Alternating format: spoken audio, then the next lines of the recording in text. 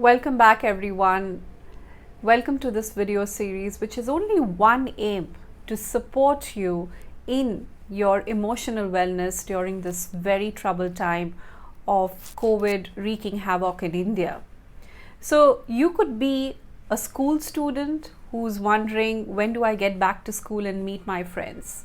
You could be an MBA pursuant who's invested a lot of money in their MBA but is now wondering, how do I get placed?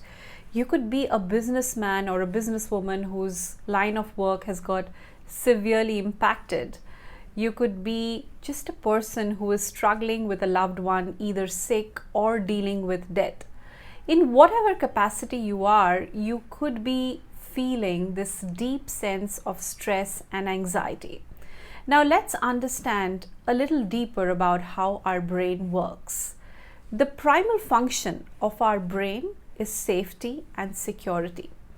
And it does this by establishing a pattern, a predictability, a certainty that this is going to happen.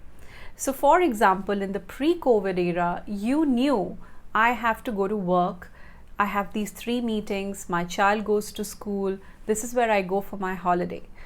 Simple things, but you had the ability to plan, and that's why your brain felt secure. However, today, in the current circumstances, you've been robbed of the ability to be able to plan. And that's why this brain is in a mad frenzy, and it's building up all that stress, all that anxiety, and saying, you know what, I have to protect you. Now, there is another big difference that one has to understand. The difference between an acute source of stress and a chronic source of stress.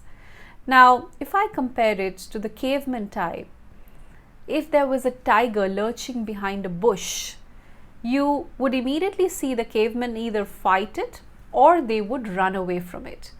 And this is that, instant reaction to a danger which we follow even today. However, when you think of something like COVID and its impact, it is not short term, it is not acute. In fact, it's chronic, it is long term.